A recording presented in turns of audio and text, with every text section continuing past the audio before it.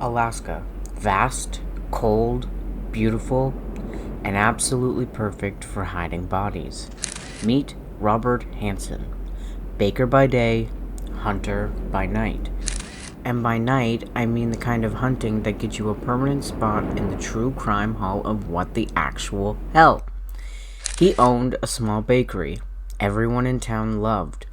He was quiet, polite, dependable, the kind of guy you never really look twice at, but under that calm, dough-covered exterior was a man stalking the streets, picking up women and flying them out to the Alaskan wilderness, and turning the tundra into his personal hunting ground. He knew the land better than anyone. He knew how to track, how to vanish, and for over a decade, he almost did.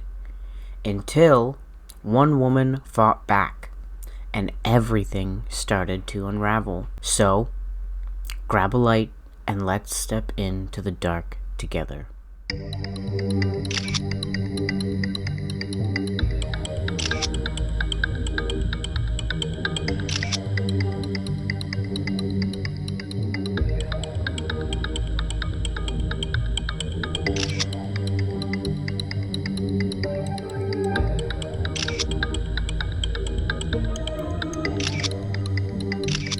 Before Robert Hansen was terrorizing Anchorage, he was just a quiet, stuttering kid from Esterville, Iowa.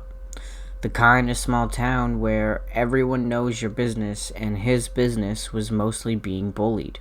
He was painfully shy, covered in acne, and had a bad stutter, and spent most of his time hunting alone in the woods.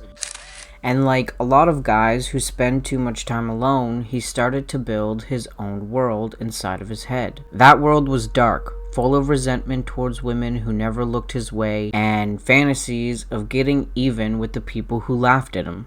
He grew up under a strict, cold father who owned a bakery. Ironic, right? And the one thing he ended up inheriting wasn't the recipe book, but the routine. The idea that if you look busy, polite, and helpful, no one looks too closely. As a teenager, Hansen started developing two skills that would later define him: precision and patience. He could sit for hours waiting for a deer to appear, calm and focused, completely still, the kind of discipline that is great for hunting animals, but it's terrifying when you start to apply it to humans. In 1960, at just 21 years old, he committed his first known crime, burning down a school bus garage out of pure spite towards the town. He did get caught, he spent some time in jail, he was diagnosed with bipolar disorder and infantile personality, and then he got out, married a woman while he was still in a halfway house because, sure, that seems very stable. By the mid-1960s, he moved to Anchorage, Alaska, land of the second chances where isolation wasn't strange and no one asked too many questions.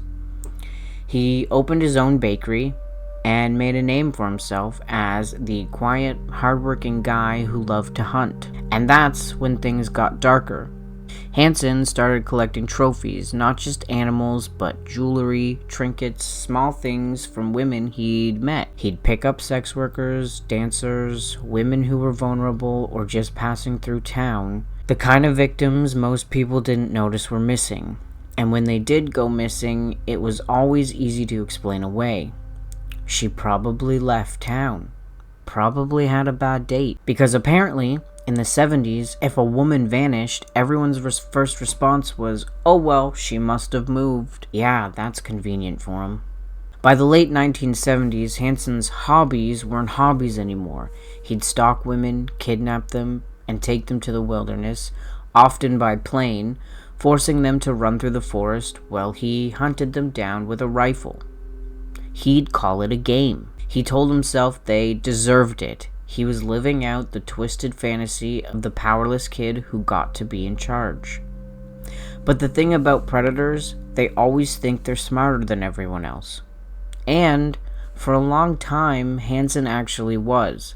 He knew the terrain, he knew how to cover his tracks, and he knew how invisible certain people were. For over a decade, nobody stopped him. He was what's considered the perfect predator, not because he was brilliant, but because he was boring. Because he blended in, because while the cops were drinking his coffee and buying his pastries, he was burying bodies in the ice. Anchorage in the 1970s wasn't some crime capital. It was a cold boom town built on oil, long winters, and small town charm. The kind of place where everyone knew your name and where people left their doors unlocked. And if something went missing, it was usually buried under snow, not buried 6 feet under. And right in the middle of all of that was Robert Hansen, a man everyone thought they knew. He ran a bakery just off the main strip, opened early, worked hard, kept to himself, and was very polite, dependable, the good guy stereotype that every small town has. The one people wave to in a passing and never realizing that they're waving at a monster in human skin. He got married. Twice, actually. His second wife, Darla Marie Henriksen, met him after his short first-lived marriage fell apart. Darla was the opposite of what most people expect from a serial killer's wife. Educated, confident, dedicated to her kids. She earned her master's degree in education, taught children with learning disabilities, and was known for her kindness and independence. She was the kind of woman people described as strong. When the Hansens moved to Anchorage in 1967, things looked normal. They had 2 kids, a small house, a bakery that smelled like sugar and yeast, and neighbors who thought they were the picture of stability. People called him Bob the Baker, sometimes. Friendly, harmless, but the media would later call him something more accurate. The Butcher Baker. While Darla was busy teaching and raising their children, Hansen was perfecting a much darker routine. He'd go out late at night, claiming to be running errands or needing time to clear his head. But what he was really doing was hunting. He'd cruise through Anchorage red light district, areas full of sex workers, dancers, and women just trying to survive the chaos of the pipeline boom. Women society ignored, and Hansen knew that if he picked the right ones, no one would look too hard when they went missing. And here's where things get worse. Darla did notice things. According to later interviews, she admitted she thought her husband was up to no good, but she believed it stopped at cheating. That he was paying women for sex before his early bakery shifts. She had no idea he was kidnapping them, flying them into the Alaskan wilderness, and hunting them for sport. Still, something in her knew there was rot beneath the surface. She handled the family's finances separately. Her paycheck paid the bills. His bakery money, well, that was his secret stash, and it was from that hidden income that he funded his little hunting trips. When Hansen was finally caught, years later, Darla packed up her children and left Alaska for good. She divorced him, moved out of state, and disappeared from public life, refusing interviews, refusing to be another side note to his story. The kids, they've stayed out of the spotlight too, and honestly, who could blame them? Imagine realizing your father wasn't just distant, he was something else entirely. That's what makes this story so haunting. He didn't live in some creepy cabin hidden from society. He lived in a family home, with a wife, with kids, with church friends and neighbors who smiled every morning he had handed them a bag of bread. Because evil doesn't always come screaming from the shadows. Sometimes it's the guy handing you your coffee and the one who remembers your name. The one you never think twice about. For over a decade, Hansen kept up the act. The loving husband, the friendly baker, the quiet man who just wanted to hunt. As long as that image held, the bodies kept piling up, frozen beneath Alaskan snow, while the smell of fresh bread drifted through Anchorage. But everything changes when one of his victims escapes, and that's when the hunter becomes the hunted. They called Alaska the last frontier. Endless wilderness, mountains that swallow the horizon, air so cold it burns your lungs. To most people, it's beauty. To Robert Hansen, it was cover. He used it like camouflage. He knew every ridge, every frozen river, every hidden clearing, And that's where his double life turned into something primal, something far beyond control. When Hansen wasn't baking, he was flying. He bought himself a small bush plane, a Piper Super Cub, registration N3089Z, and told everyone it was just for hunting. And technically, it was. He'd cruise Anchorage's 4th Avenue at night looking for women working the strip. Sex workers, dancers, women down on their luck, or just trying to survive the oil boom chaos.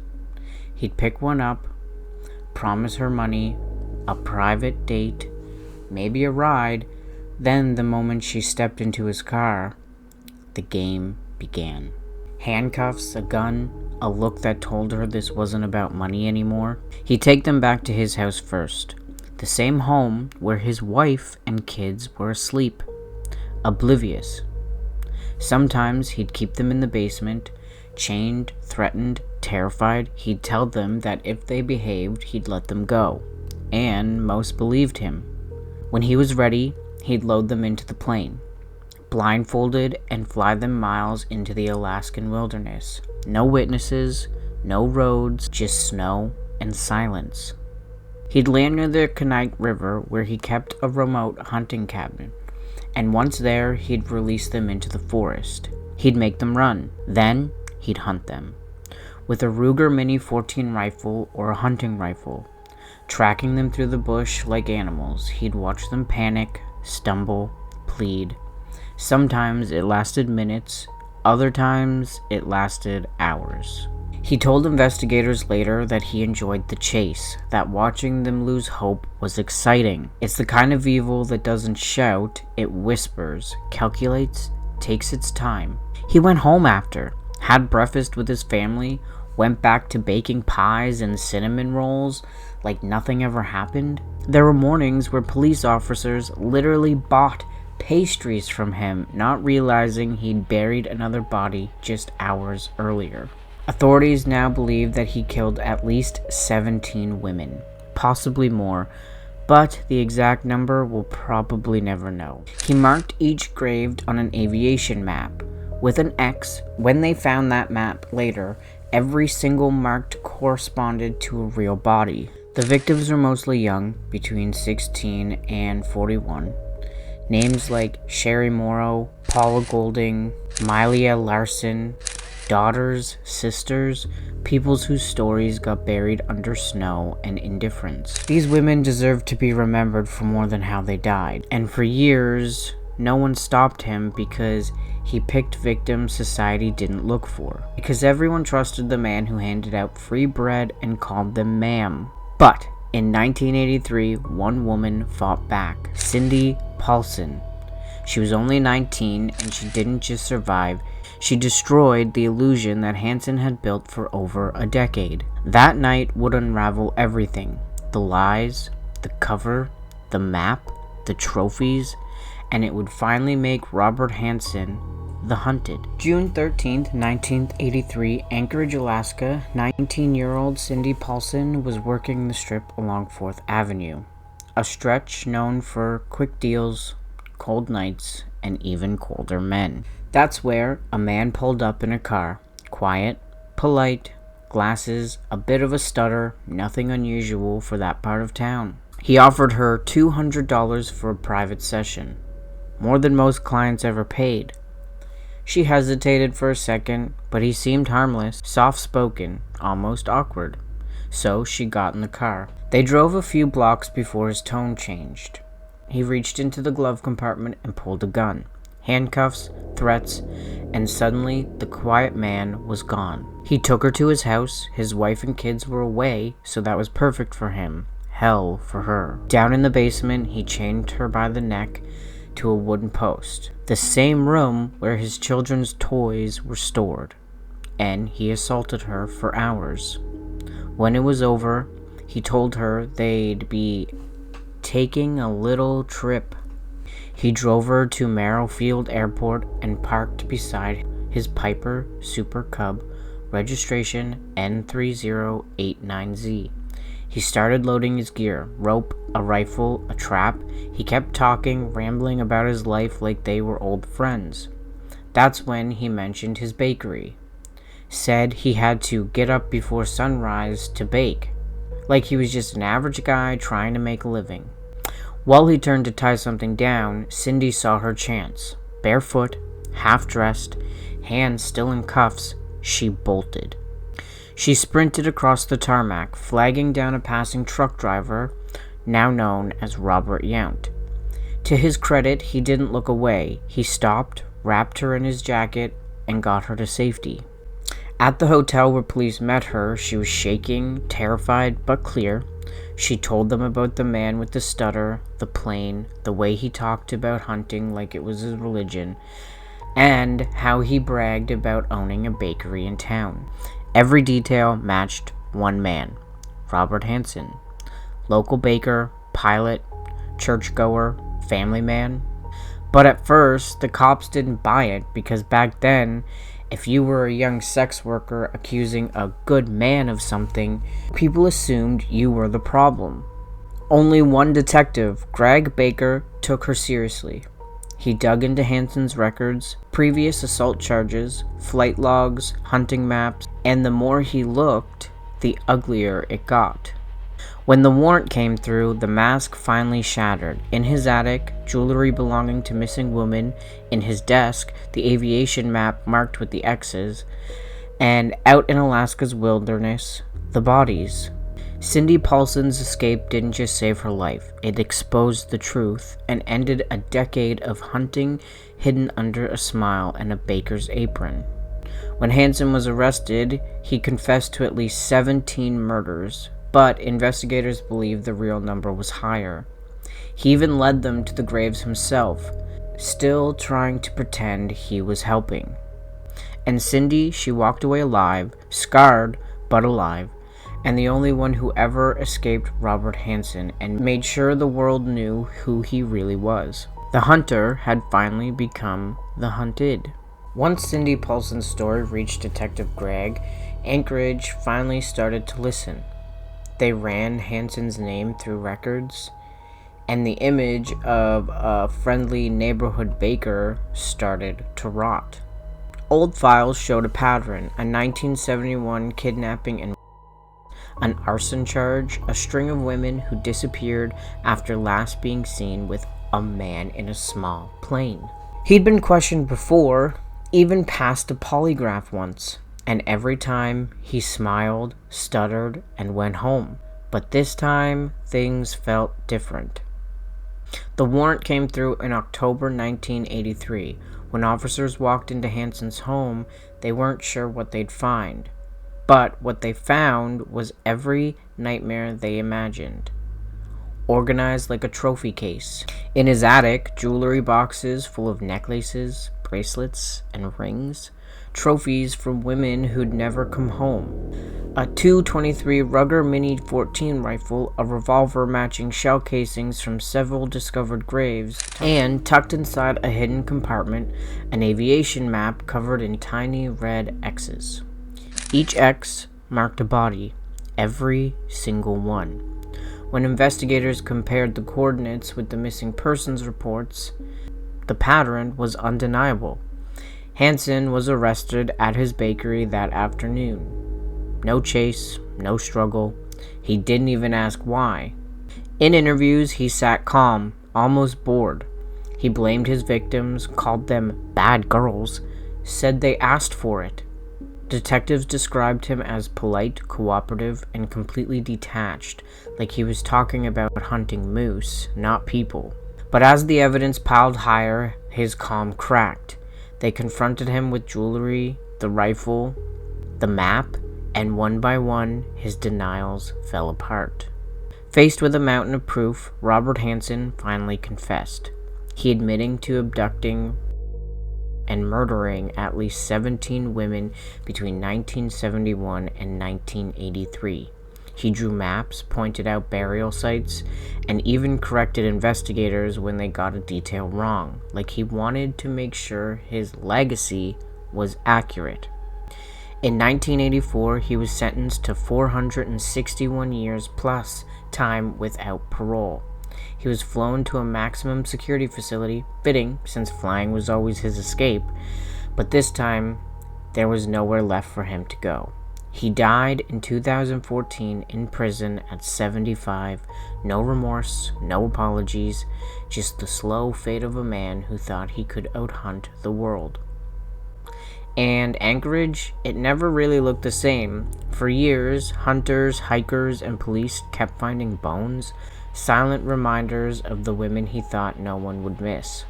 Because the truth is, the wilderness didn't hide his crimes, it kept his secrets, until the ice finally gave them back. And that's how the hunter finally fell, not in the forest, but under the weight of his own lies. When Robert Hansen was finally locked away, Anchorage exhaled. But it wasn't relief, it was realization. For over a decade, he'd lived among them, selling bread, waving at cops, flying over the same forests where his victims still laid buried. And now the city had to face the truth, that evil doesn't always wear a mask, sometimes it smiles at you from behind a bakery. In the months after his arrest, the Alaskan media exploded. "The Butcher Baker" headlines printed in bold. Stories of horror and disbelief filling every front page. People who bought his pastries couldn't believe it.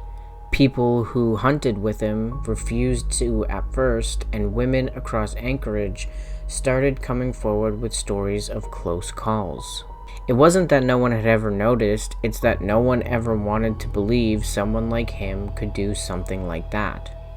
Darla Hansen packed what was left of her life and left Anchorage with her children. She filed for divorce, changed addresses, and refused every interview that came her way. But can you blame her?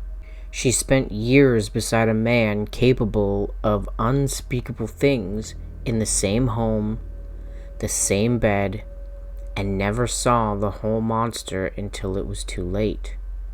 Neighbors said she was kind, the kind of woman who waved every morning, and maybe that's what hurts most, knowing that kindness wasn't living beside cruelty, separated by nothing more than a locked basement door. Police spent years following Hansen's map, uncovering graves marked by red X's. They found bones scattered through the tundra. 16 confirmed victims, each finally given a name, a grave, and a voice. But several marks on that map still didn't match any known women. Those X's are still unanswered. The story of Robert Hansen isn't just about one killer, it's about the people who looked away, the systems that didn't listen, and one 19-year-old girl who ran barefoot across an airfield and made the world see what was hiding in plain sight.